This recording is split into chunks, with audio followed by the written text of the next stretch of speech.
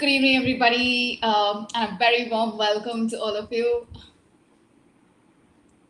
So it's lovely to be here, and it's awesome to be going live on all the three platforms, which is Facebook, Instagram, as well as YouTube. And I'm just going to give it a couple of minutes for, not couple of minutes, a couple of seconds for a few more people to join in, and we will be starting in. Hey, lovely to see quite a few of you joining in. Hi, Noor. Thank you for being here. Hey, Michael. Great to have you. Awesome. Okay, I just want to make sure that I'm also looking at people who are joining in through Facebook.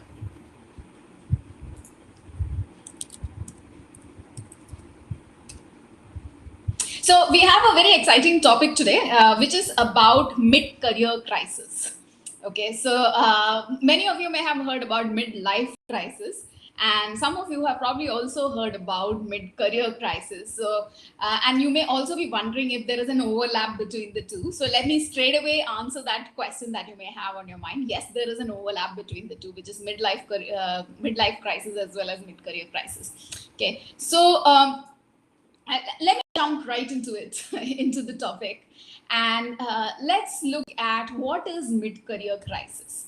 Okay, now when you start off your career, most people start off their careers when they are in their 20s. Some of them start off early into the 20s, some of them late into the 20s, and some of them may even start much later. But we're talking about the larger proportion of people who start in their 20s. Now, if you look at the human life, when we are in our teenage years, we are so caught up with ourselves, and we are so caught up with establishing what our beliefs are. So it also feels like you can take on the world when you are a teenager. It feels like you can do so many things, and there are these big dreams about how you are going to be somebody and how you're going to make a difference in the world, etc., etc. And then you come into your 20s. Okay, 20s is when, like I said, you take on a job, and then life is almost a blur. You just move from one thing to the next, because that's when almost like a tectonic shift is happening in your life, when you are moving from being seen as pretty much a child to now being an adult, taking on responsibilities of being a professional, like a working professional and all of that. And then, of course, for a lot of people, it could be about dating, it could be about getting into relationships, committed relationships, etc., etc. And then you get into your 30s, right? And 30s is again a stage when you are pretty busy, because there is the profession and you are trying to like learn more, grow, earn more. And that's probably when a lot of people also start their families. So there are those responsibilities on the personal side as well. Okay, and then as you go towards the end of your 30s, when you cross your mid 30s and get into your 40s, is when you really kind of start to pause a little and reflect on how life has been going on. That's when you really start to observe a lot of things.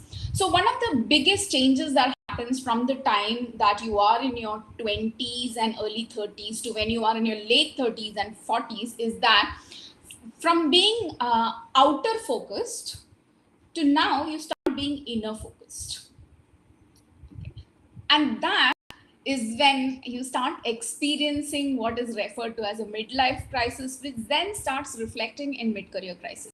So apparently in one of the researches which has been done, it is found that our life satisfaction, human beings' life satisfaction, is generally in the shape of a U, which means that as children we start out with pretty high level of satisfaction, and then the satisfaction level keeps going down from 20s to 30s, and when you hit your 40s is when it hits kind of the bottom end of the U.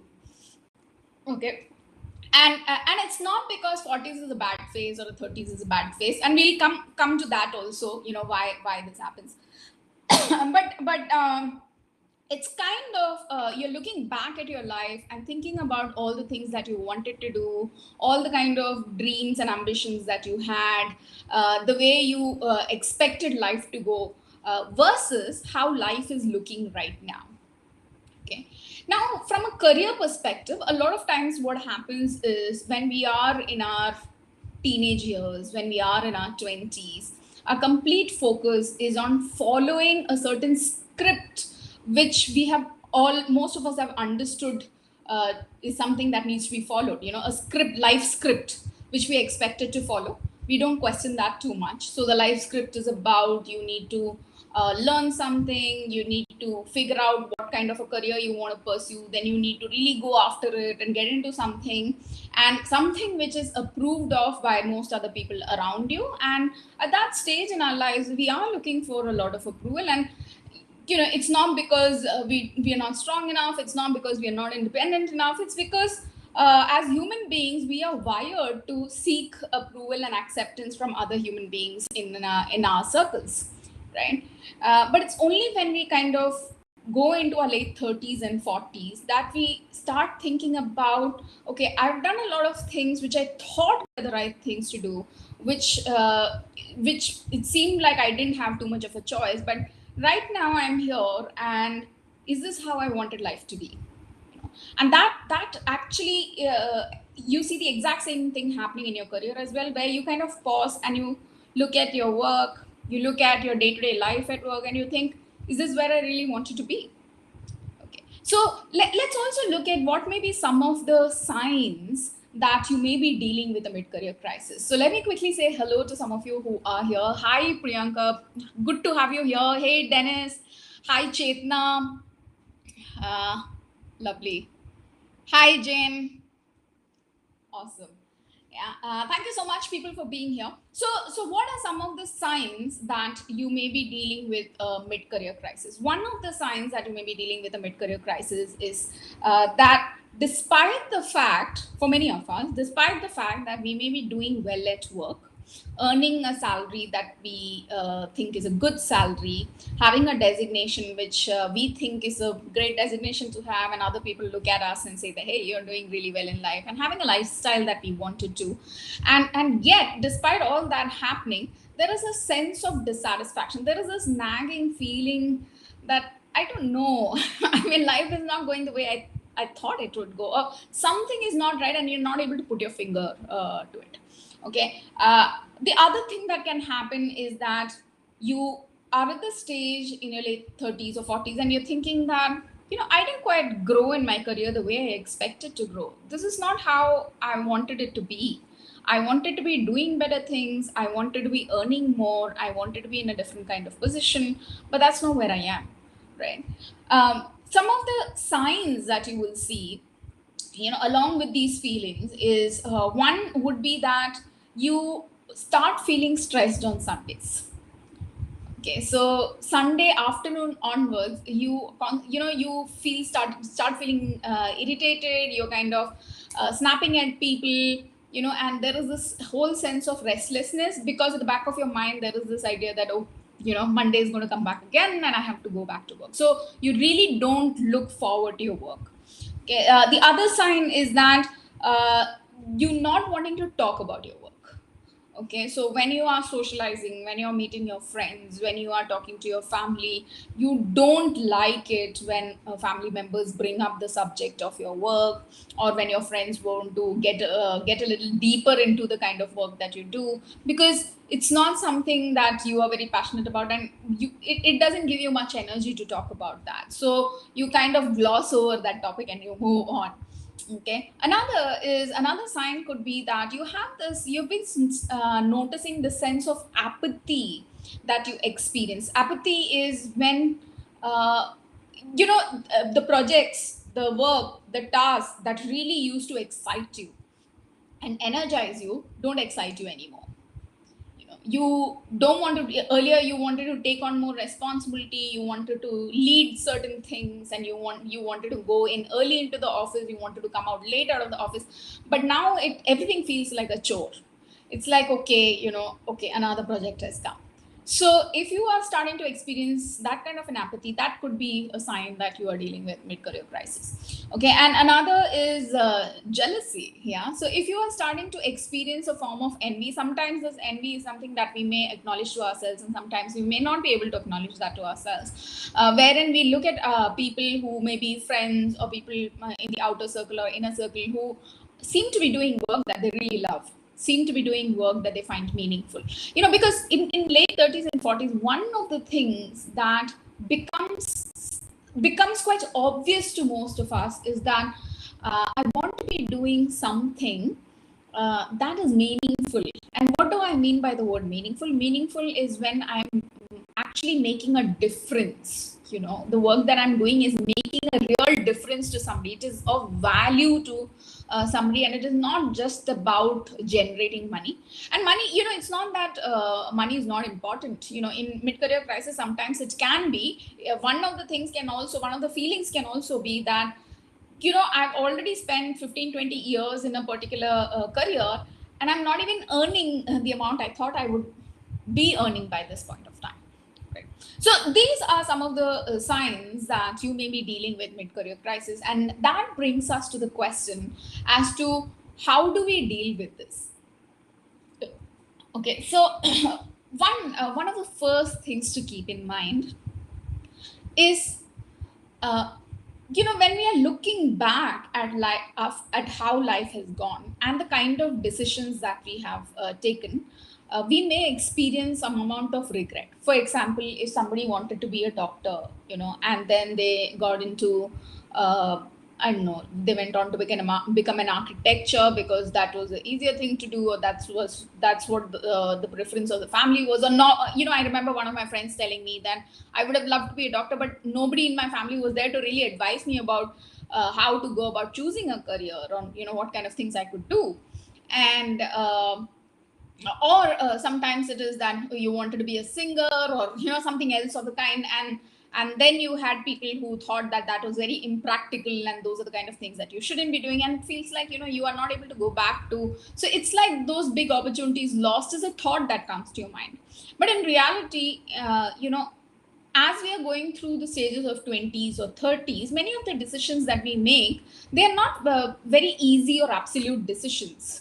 There are multiple values at play. For example, when you are making a choice of whether to choose one particular stream of education or another particular stream of education, or picking up a particular career, or pursuing something else, you have to take multiple things into account.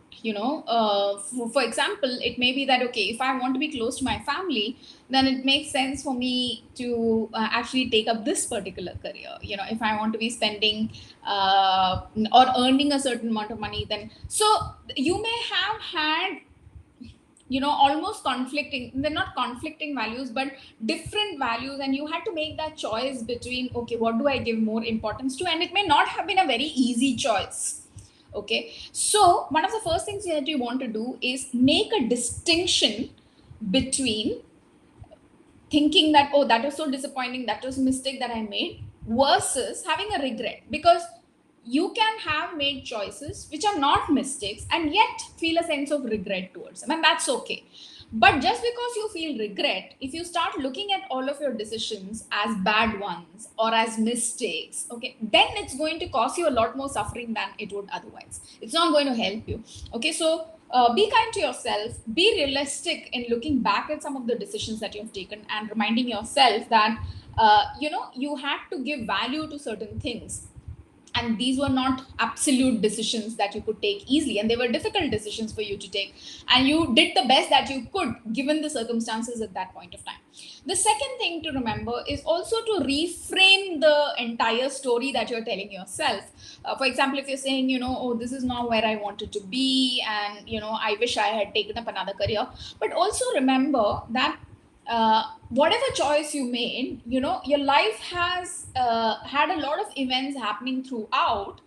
Many of the good events in your life are a result of some of those choices that you made. For example, you may have taken up a career, you worked in a particular office, and then you met this a man or woman whom you went on to marry, whom you fell in love with, and that is one of the consequences of the decisions that you took. So the kind of relationships that you made, the kind of interactions that you have had, the kind of travel opportunities you may have had, the kind of undefinable opportunities that you may have had in your life as a result of making that career choice is something that we need to be appreciative of. Okay, and when we reframe it that way, then we are able to appreciate the richness of the life that we have. And which also brings me to the point that mid-career crisis is actually not because it's a bad thing. It's called a crisis, but actually it's not a bad thing. The very reason why you are even able to reflect, okay, is because you have a slightly higher level of maturity where you are more inner focus than you are outer focus. You are at a stage in your life when you don't give so much of value to what others think, what others want, what the society may be thinking. Yeah, now you are a little more focused on what is it that you want, what is it that you want to be giving value to. Okay, so it's a good thing as well, right? Okay, now, so we said two things. The first thing is draw a distinction between regrets and mistakes. Second one is reframe the story that you're telling yourself, and also bring your focus back to all the good things that have happened as a result of the choices that you have made. And, it's not just the interactions and the relationships that you have had, but also the kind of skills that you have learned as a result of doing the work that you have been doing, right? Other than that, the next thing, and this is very very relevant to how you want to move forward, is to now start paying attention to what parts of your work have you been giving more focus to, what parts of your work are the ones that you find meaningful, because no matter what job you're doing, there will be some parts of it that you really like doing, enjoy doing, that you find more meaningful. And it may sometimes those activities that you do may not be directly related to the job itself. For example, if you are working in an organization, you are responsible for I don't know, you are a VP in finance or whatever, and then you find that a lot of people, other people who are your peers actually come to you when they have a problem in their personal life, or they, when two people have an issue, or they feel very disturbed, they come to you to have that conversation, and you find those conversations very meaningful and enjoyable. So you see, like, really start paying attention to the parts of the work that you do, that you enjoy, and that you find meaningful, because that is when you start noticing that what is it that you may want to give more attention to. Even if you had to kind of shift your career into something else, what kind of things would you want to do? Because this process of being able to observe and pull out, pan for gold, is a very important aspect of making a change, right? uh,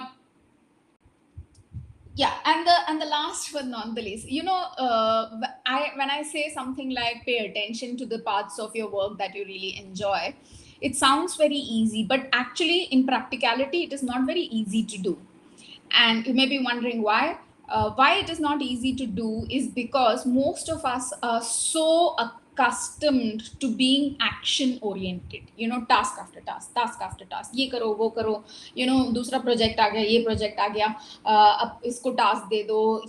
So there's so much going on, and there is this goal that has to be pursued, that most of us haven't developed the skill to observe things, to pay attention to what is it that we are enjoying, to pay attention to what is it that we actually find meaningful. So you may actually need to practice some form of mindfulness or meditation.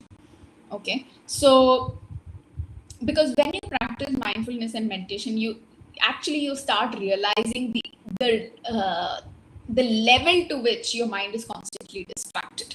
Okay, there are various ways in which you can practice mindfulness and meditation. It could be like constantly keeping your attention on your breath. So there are a lot of apps which are available for practicing mindfulness meditation, different forms of meditation. Pick up any form that you like. Okay, and practice meditation or mindfulness at least for 15-20 minutes. Start with 15-20 minutes. Anything less than 15 minutes actually does not provide you too much of a value, but that much as a part of your morning routine or evening routine. You may also want to journal, wherein you start writing down at the end of each day how your day went, what are some of the things that you like, what are some of the things that you would like to respond to differently in your life.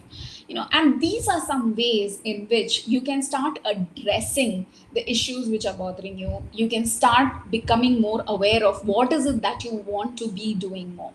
Okay, so that's pretty much about today's session, which was about the signs that you may be dealing with mid-career crisis. But I want to tell you something very exciting.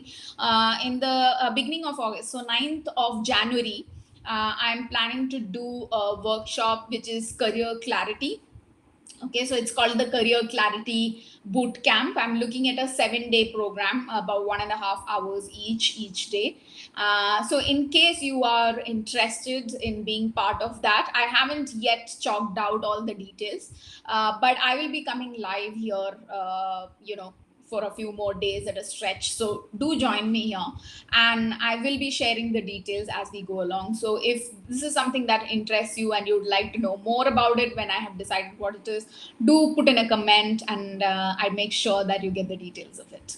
Okay, so this is Divya Tampi. I'm an emotional wellness and a mid-career coach. I completely forgot to introduce myself, but that's who I am, and it's been an absolute pleasure to be here talking to you.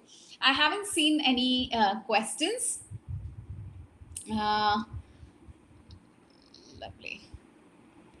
Dashpreet says, me and my friend are facing the same. Okay, great. Thank you for sharing that, Dashpreet. And I really hope this has been of some use to you. Yeah, awesome. Right. So thank you so much, people. I will see you again. Do join me tomorrow at 9:15. I'll be bringing in a new topic every day. So till then, signing off. Bye.